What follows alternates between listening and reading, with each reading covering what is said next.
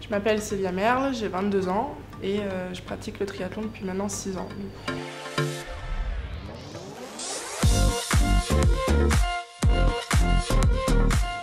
Alors à court terme, c'est vrai que c'est les championnats du monde espoir, donc j'ai encore une année espoir. Et après à long terme, forcément, c'est les Jeux Olympiques. J'ai fait les Jeux Olympiques à Rio en 2016 et bon là après j'ai eu des soucis de santé qui font que j'ai pas pu être à Tokyo. Et du coup l'objectif logique c'est que maintenant que je suis remise, j'aimerais être donc, au départ de Paris 2024.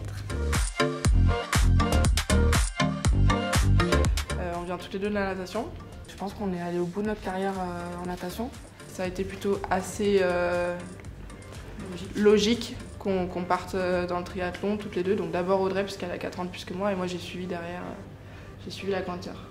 Il y a beaucoup d'heures, il y a beaucoup de travail, mais il y a aussi beaucoup de diversité et ça n'a pas de prix quoi. Et puis l'envie d'arriver au triathlon, c'est en l'accompagnant sur les compétitions. Ça c'est sûr que j'ai vu l'ambiance que c'était et c'est pas du tout la même. C'est incomparable avec une compétition de natation où tu es de 8h à 19h dans une piscine à respirer des chloramines.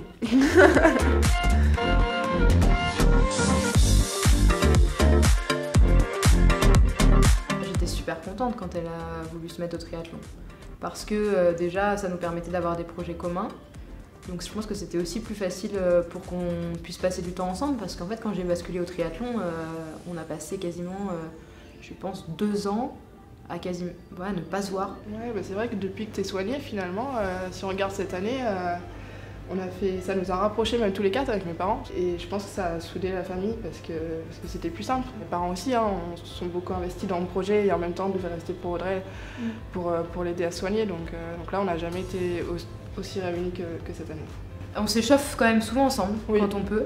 Toujours. C'est le seul moment où on arrive à parler de nos craintes de la course. En général, c'est les mêmes, donc on se rassure, c'est top. On se rassure, on s'enfonce, ça dépend des fois, mais c'est vraiment le moment qu'on prend un peu pour nous, quoi. Et on a fait 3-4 courses Coupe d'Europe où on était à côté sur la ligne de départ. Et là, c'est un peu plus sereinement que j'approche le début de la course parce que je sais qu'elle va pas me taper. Et là, c'est le bonheur.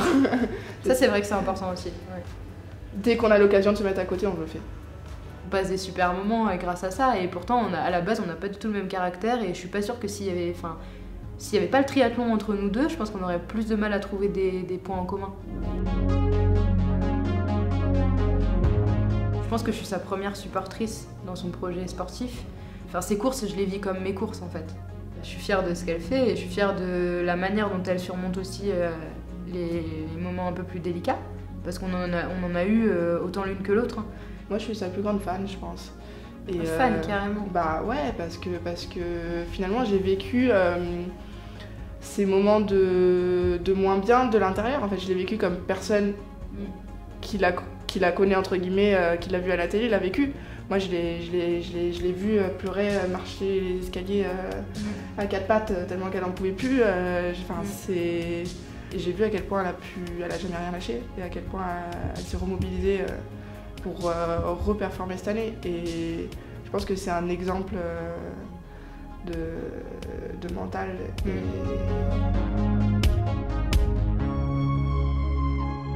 Je remercie Joker de m'avoir soutenue sur cette campagne et ça va me permettre de pouvoir me déplacer sur les compétitions avec une pensée pour eux et de façon plus sereine.